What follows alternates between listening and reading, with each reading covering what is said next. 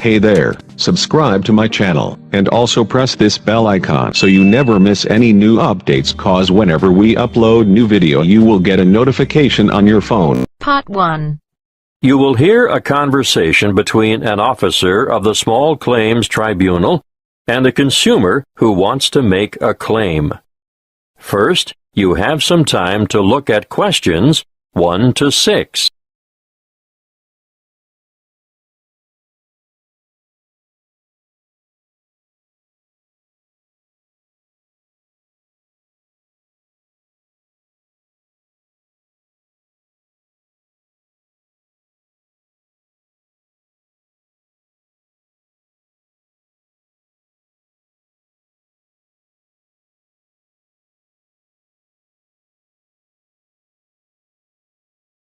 Good afternoon. How can I help you?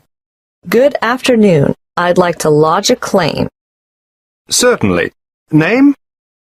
Emily Jane Appleby. Appleby. That's an unusual name. Sorry, what did you say your first name was again? Emily Jane. Now, Miss Appleton, could you please fill in this claim form? I've never done that before. Can you help me?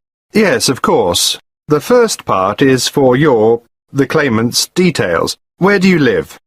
At 1 Uranga Street, Durham. How do you spell Durham? D-U-R-H-A-M. Of course, I should know that.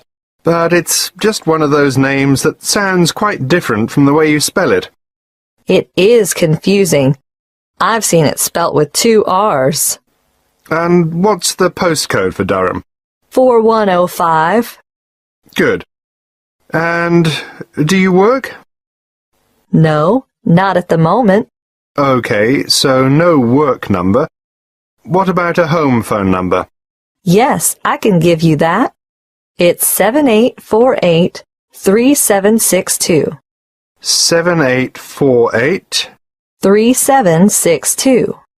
Right. Now, this part here is for the respondent's details. Who's the respondent?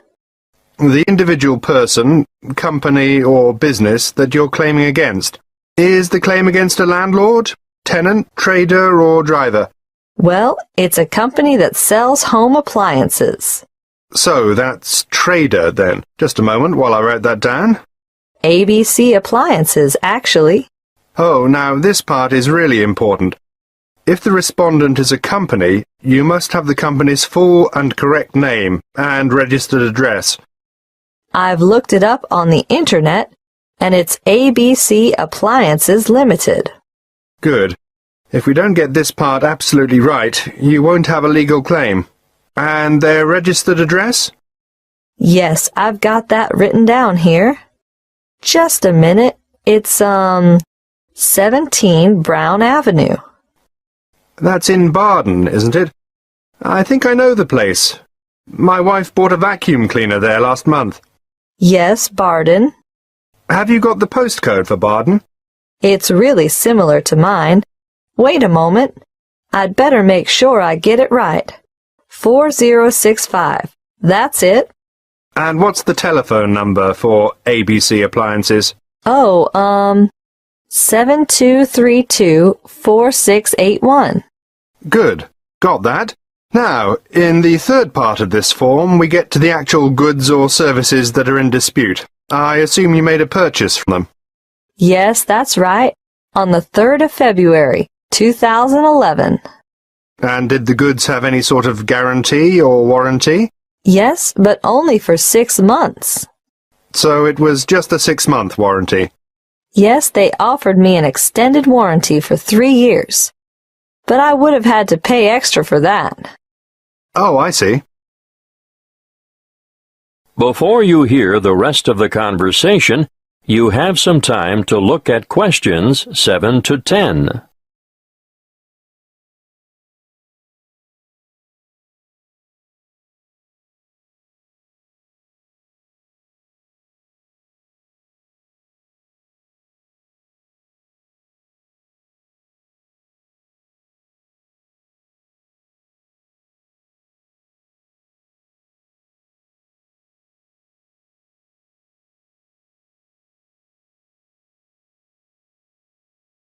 Now listen and answer questions 7 to 10.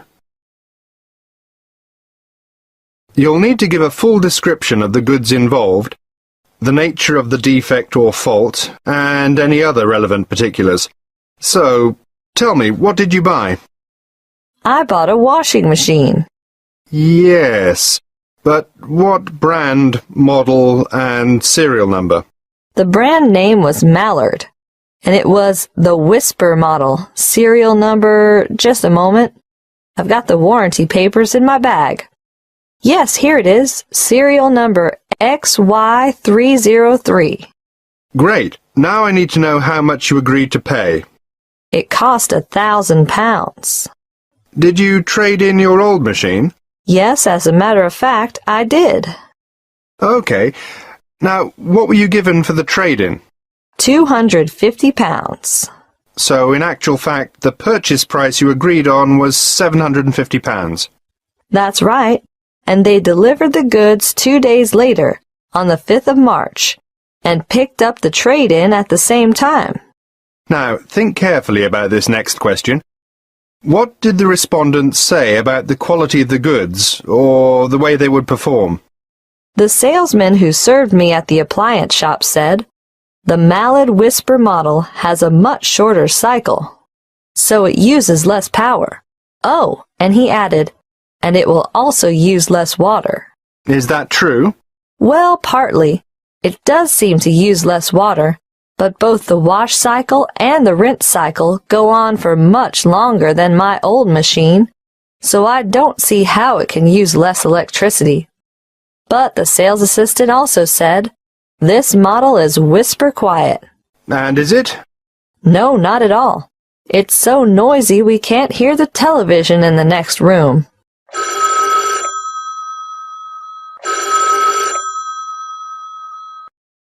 Excuse me, I have to answer that. Would you mind waiting? I'll get back to you in a minute. That is the end of part 1. You now have half a minute to check your answers.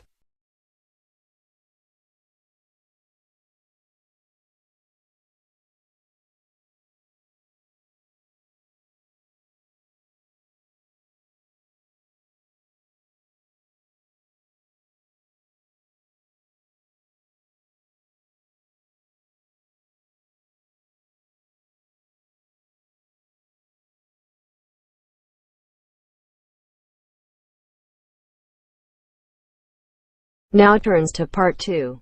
Part 2. Listen carefully and answer questions 11 to 14.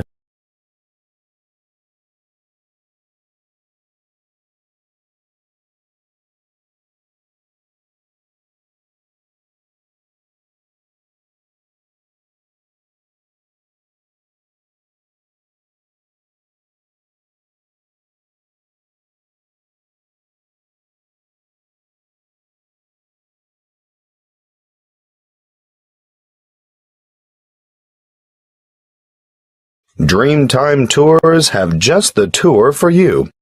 The one I have chosen to talk to you about today is what I consider our best tour. It will take you from coast to mountain and back again. You'll spend a memorable and very comfortable day traveling in air-conditioned luxury. You'll see from our brochure that we have 4 pickup stops along the coast. And about 20 minutes after we pick up our last passenger for the day, we'll be stopping off briefly at a magnificent housing development, marina, and shopping complex. You'll be able to admire some of the most expensive and lavish houses on the coast. And here we'll take a quick walk around the waterfront. Now, despite its name, Hope Island, we can reach it without getting our feet wet, or taking a boat ride. Hope Island is connected to the mainland by bridges. From there, we head inland to the beautiful Tambourine Mountain. You'll have time to browse in the many specialty shops, or you can sit and relax at a friendly outdoor cafe. We board the bus again and pass through an old timber milling town on our way to O'Reilly's Green Mountains. Once there, you might wish to venture across the famous treetop walk, which is a bridge suspended in the canopy of a rainforest. Definitely not for the faint-hearted. If you're not up to the excitement of this walk, or perhaps after you've done it, why not enjoy lunch on the balcony of O'Reilly's restaurant? Before we leave, you'll have time for a stroll through the botanical gardens, or perhaps you'd like to feed the beautiful parrots and other birds. We'll supply the birdseed. From O'Reilly's, we travel to an alpaca farm for a demonstration, and of course, there'll be a photo opportunity for you with these gorgeous animals before returning to the coach for the journey back to your original departure point. Before you hear the rest of the talk, you have some time to look at questions 15 to 20.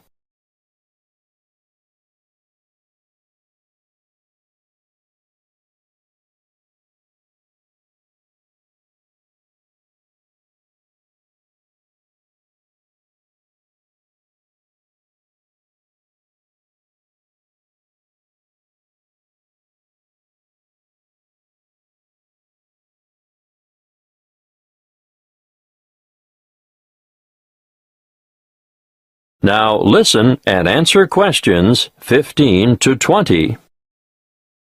If I've persuaded any of you to sign up for this tour, take a look at our Dreamtime Tours brochure. You'll see that you can book over the telephone, or you can make reservations through the reception desk. We generally have a member of staff manning the desk from 7:30 a.m. to 9 p.m. every day of the week. Don't hesitate to ask reception staff any questions that you might have about this tour or any other tour, and be sure to make it known if you have any special needs. We'll do our best to make your trip rewarding and worthwhile. If this is the tour you want, be sure to specify Green Mountain Tour, and note that these excursions are full-day tours on 3 days of the week only, Sunday, Monday, and Friday, although we're hoping to have a Saturday tour available by next year. You'll see that fares are extremely reasonable, with each adult paying just $37. Now, that's not bad for a trip of around 280 kilometers, is it? If you want to bring the family, obviously, the Family Pass is great value at $94. That includes 2 adults and 2 children. But if you're an older adult, over 65, in other words, a senior citizen, your fare is discounted too. You'll pay a bit less than the full adult rate. Please note the departure times. We adhere to these strictly. The coach will leave the southernmost point of Coolangatta at 10 to 8 sharp, travel through Burleigh, and on to Surfer's Paradise, which is our most popular pickup point, departing from there at 8:30 in the morning. At 8:45, we make our last pickup at Labrador. May I remind you to dress appropriately for the day? Ladies, no high heels, please.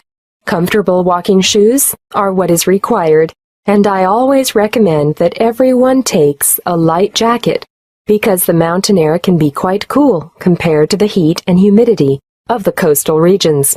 Oh, something else I should remind you of. The prices quoted in the brochure are just for coach travel, although we can arrange for a minibus to collect you from your accommodation and bring you to the departure point free of charge. If you want to avail yourself of this service, be sure to let the booking clerk know. You will need to bring along extra cash or a credit card to cover expenses such as optional side trips, food and drink, and, of course, entrance fees to the various attractions. Well, that's all I have time to tell you. If you have further inquiries, please use the phone number on the brochure. That is the end of part 2. You now have half a minute to check your answers.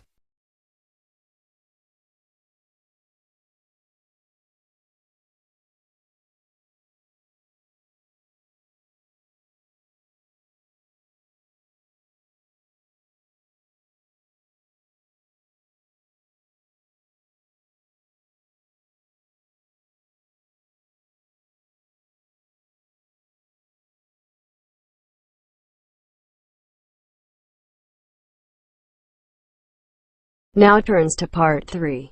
Part 3. Listen carefully and answer questions 21 to 25.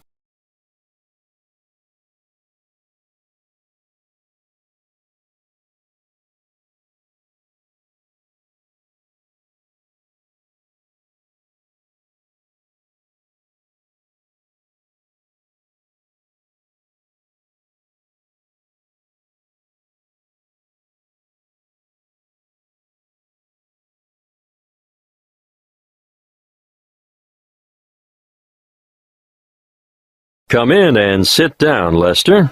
Sharon, I can see you're keen to know more. To start with, I'd just like to say that we value volunteers highly and recognize their importance and assistance in the provision of quality education. Thank you. We're looking forward to helping out. But what exactly can we do? Volunteers can undertake a range of tasks. In general, they enrich the English language program and complement the contributions of salaried staff members. Yes, but what would we do specifically? Oh, a variety of tasks. For instance, you can tutor individual students in reading. I thought that might be the case. But you can also help students edit their written responses. Great. Is that also a one-on-one activity? Oh, yes, definitely. But volunteers are also called on to assist in designated classes. And what exactly would we do there? Well, it depends on the class, of course, but usually you take on the role of an assistant. A teacher's assistant. Yes, that's it. Sounds like fun and good preparation for our own careers. Then, an enormous area of assistance is developing students' organizational skills. Yes, I can imagine that's why some of them are struggling in the first place. There's also the special needs unit. They always need volunteers there.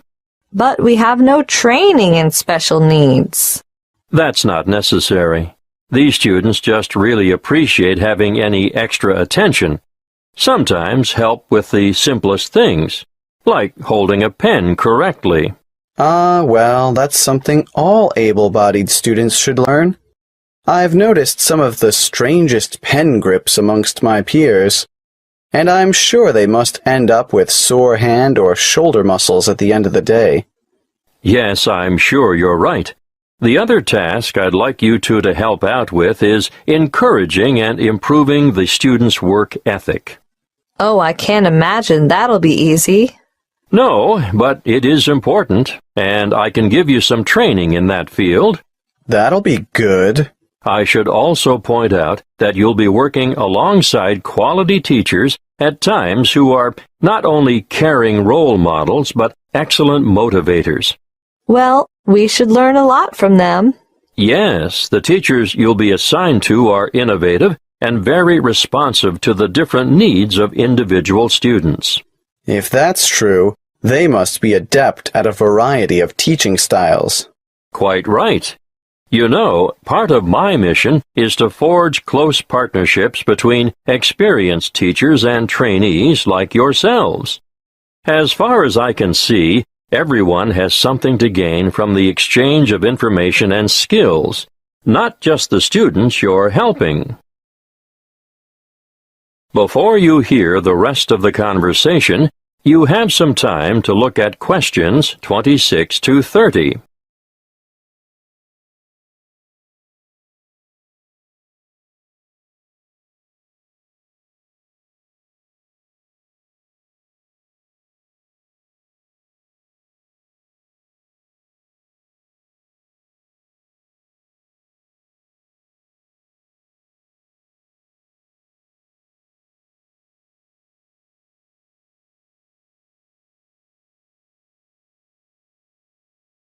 Now listen and answer questions 26 to 30. There are a number of interesting developments going on at the moment, and I've chosen you two because of your varied academic backgrounds. Now you, Sharon. I majored in business studies before I came to Teachers Training College. Yes, exactly. Well, I've always been more interested in science, marine biology in particular. Yes, I think it's quite exciting. The school you're going to assist at is augmenting the number of vocational learning experiences offered within its subjects. Educational philosophy these days seems to recognize the importance of increasing practical components in the curriculum. Areas of development being pursued include building and construction, agriculture, business education, and hospitality. But the Marine Studies course is already well developed. Oh, now I see where we fit in. You'll find that the school has an excellent library and audio-visual collection. There are 3 computer laboratories and a special needs network with 6 stations. Ah, they are well equipped.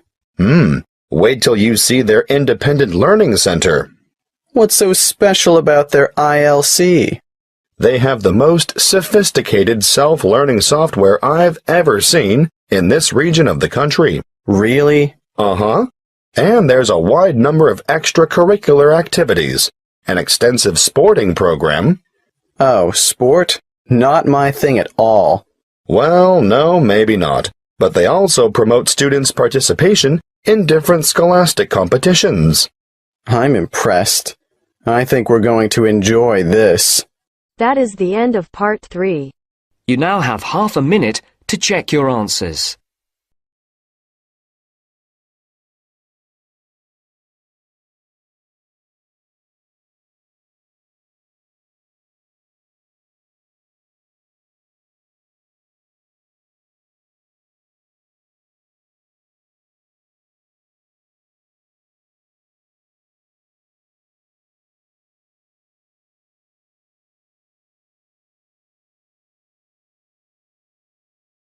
Now turns to part 4. Part 4. Listen carefully and answer questions 31 to 40.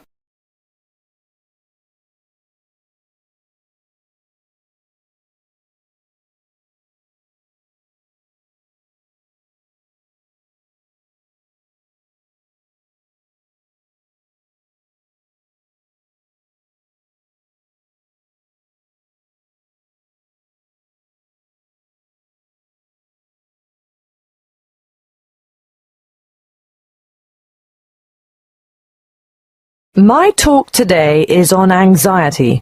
Anxiety is something you've all experienced at some time in your life, so you'll know that it's an emotional condition in which feelings of dread, fear, and mental agitation predominate. However, what we call an anxiety state or anxiety neurosis or phobic state, they all mean the same thing, is characterized by anxiety reactions far greater than those normally expected for the circumstances, and these reactions may be severe and prolonged. This is the most common form of neurosis in westernized countries. Usually, normal anxiety decreases with repeated exposure to the feared situation, whereas a neurotic anxiety tends to increase. Gradually, the person is inclined to avoid the feared situation and views it with increasing dread. Sometimes there may be an inherited tendency for this, but usually environmental issues are more important. The individual may have been a worrier throughout life, and a stressful condition, just before symptoms set in, is common. Often there is a gradual build-up of anxiety, possibly for weeks or months before the ultimate break occurs. The precipitating cause is usually one of great significance to the patient, often related to personal events, such as bereavement, a breakup, threats to career, health, or personal integrity. Of certain situations, it's not uncommon to have one or more of these present at the same time. I'm going to name some frequent phobias and give you a description of their symptoms. Let's start with agoraphobia, which is when the person has an intense anxiety about venturing outside the safety of the normal home surroundings. It may be impossible for this person to ever go out alone. Their fear of public or open spaces is completely irrational, and they often end up leading very secluded lives. Claustrophobia, on the other hand, is a morbid fear of closed-in areas or places. If you see me taking the stairs instead of the lift, think about it. Am I trying to get more exercise, or am I trying to avoid the confined interior of the lift? And I'm sure you all know people who are afraid of flying. Sometimes it's the fear of being enclosed in the aeroplane itself, and you can imagine how the cramped confines of airline toilets are really bad news for these sufferers. Now I'll move on to discuss social phobia, which, believe it or not, is more common in men. It's an acute anxiety that develops when they are in the presence of others. They feel self-conscious, apprehensive, and embarrassed. If attention, real or imagined, is focused on the sufferer, he becomes uneasy and may blush, stammer, or stutter. Some sufferers even develop tremors, shaking or trembling movements of a part or parts of the body.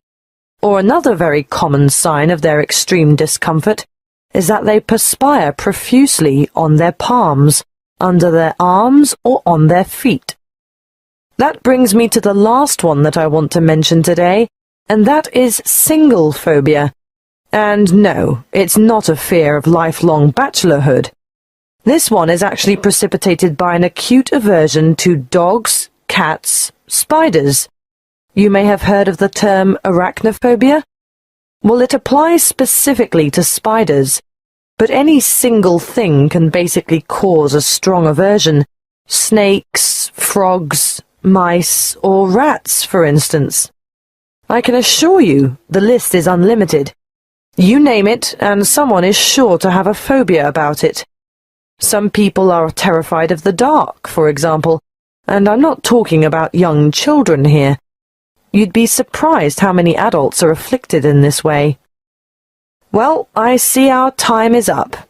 Next week I'll go into some of the treatments and therapies for phobias that have been used over the ages, and some of the relatively new drugs that have recently come on the scene. That is the end of part 4. You now have half a minute to check your answers.